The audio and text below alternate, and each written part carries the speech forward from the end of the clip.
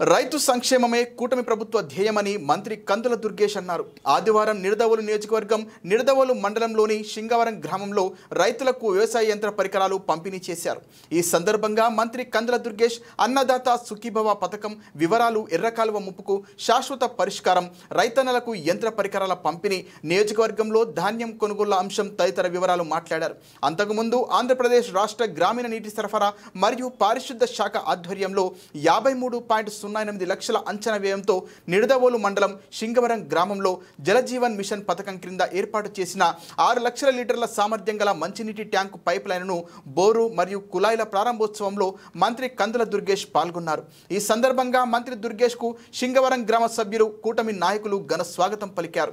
సింగవరం గ్రామంలో మొత్తం 720 ఇళ్లకు గాను 2348 మంది జనాభా నివసిస్తున్నారని, గ్రామానికి మొత్తం 3 ఓవర్ హెడ్ సర్వీస్ రిజర్వ్ ట్యాంకులు మంజూరు అయ్యాయని, అందులో భాగంగా తొలుత 6 లక్షల లీటర్లతో కూడిన overhead service reservoir tank నిర్మించామని మంత్రి దుర్గేష్ తెలిపారు. దానికి అనుసంధానంగా బోర్తో పాటు 840 మీటర్ల పొడవైన పైప్ లైన్ వేశామన్నారు. 32 కుళాయి కనెక్షన్లు ఇవ్వడం జరిగిందన్నారు. త్వరలోనే 40,000 లీటర్ల 20,000 లీటర్ల ట్యాంకుల నిర్మాణం చేపడతామని పేర్కొన్నారు. ఈ సందర్భంగా ముఖ్యమంత్రి చంద్రబాబు నాయుడు, ఉప ముఖ్యమంత్రి పవన్ కళ్యాణ్లకు మంత్రి కందుల దుర్గేష్ కృతజ్ఞతలు తెలిపారు.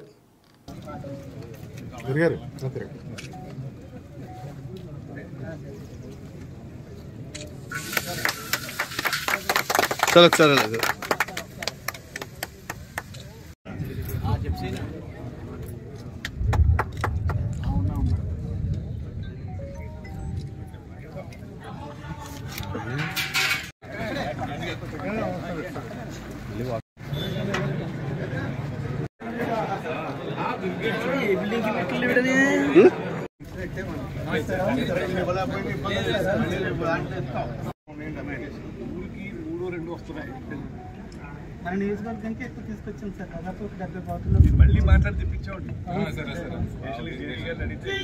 Sir Rajyam sir please sir.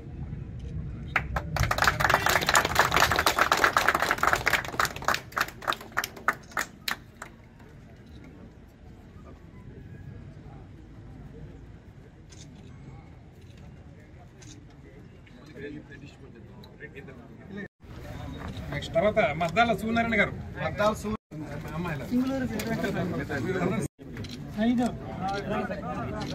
Okay sir. Venkateswararao గారు. Okay sir. Okay sir. Okay sir. Okay sir. Davidaraju గారు. పెద్దనా సింగులూరి వీర వెంకట దుర్గారావు గారు. సింగులూరి వీర వెంకట దుర్గారావు గారు. సార్ ఎలా sir please sir.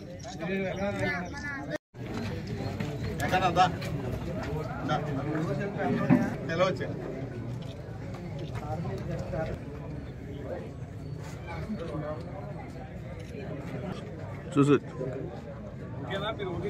Okay sir. Sir ఒకసారి ఎలా చూడండి సార్ ప్లీజ్ సార్.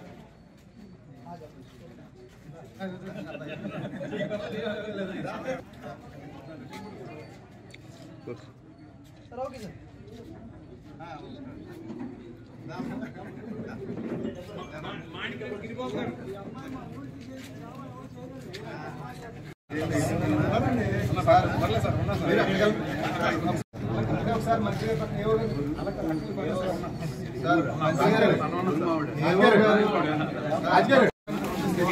వాయిస్ ఏమంటారా? నాగమణి గారు జగత అయిపోయింది.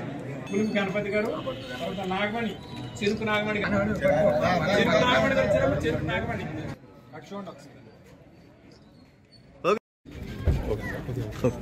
ఈరోజు సింగవరం గ్రామంలో రైతులకు సంబంధించినటువంటి యంత్ర పరికరాలని పంపిణీ చేసేటువంటి కార్యక్రమంలో నేను శేషారావు గారు పాల్గొనడం జరిగింది.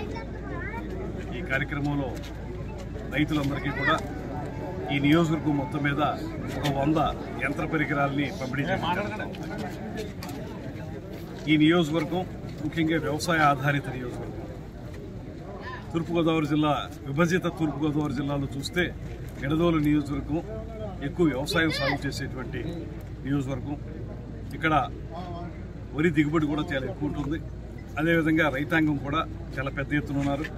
అందులో కూడా మార్జినల్ ఫార్మర్స్ చాలా ఎక్కువ ఉన్నారు. వీరందరికీ కూడా సహకారం అందించాలనేటువంటి ఆలోచనతో రాష్ట్ర ప్రభుత్వం ముఖ్యమంత్రి చంద్రబాబు నాయుడు గారి నేతృత్వంలో, అదేవిధంగా ఉప ముఖ్యమంత్రి పవన్ కళ్యాణ్ గారి నేతృత్వంలో రైతులకు ఉపయోగపడే కార్యక్రమాలను చేపట్టడం జరుగుతూ ఉంది. అందులో భాగంగానే రైతు సేవా కేంద్రాలను ఏర్పాటు చేయటం, వాటి ద్వారా ఈ ధాన్యం కొనుగోలు కార్యక్రమాలను చేపట్టడం, వాటితో పాటు వారికి అవసరమైనటువంటి యంత్ర పరికరాలని అందించడానికి చేసే ప్రయత్నంలో భాగంగా ఇవాళ మొత్తంగా చూసుకున్నట్లయితే ఇందులో కొన్నే ఉన్నప్పటికీ కూడా మళ్ళీ మాట్లాడి జేడీ గారితోనూ ఇతర అధికారులతో మాట్లాడి పెద్ద సంఖ్యలో ఈ నియోజకవర్గానికి యంత్ర పరికరాలు పంపిణీ చేయడం జరుగుతూ ఉంది.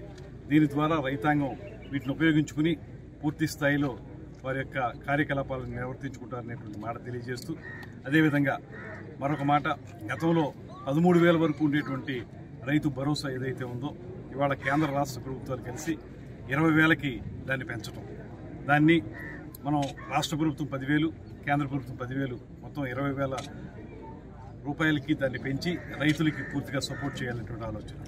దాంతోపాటు తూర్పుగోదావరి జిల్లా మొత్తం మీద 3,30,000 టన్నులు 30,000 మెట్రిక్ టన్నులు మనకు ధాన్యం కొనుగోలు చేసినట్లయితే, ఆ టార్గెట్ ఉన్నట్లయితే అందులో ప్రమాణమే 1,30,000 వరకు మన ఎడదోలు నియోజకవర్గంలో మనం తీసుకోవడం జరిగింది.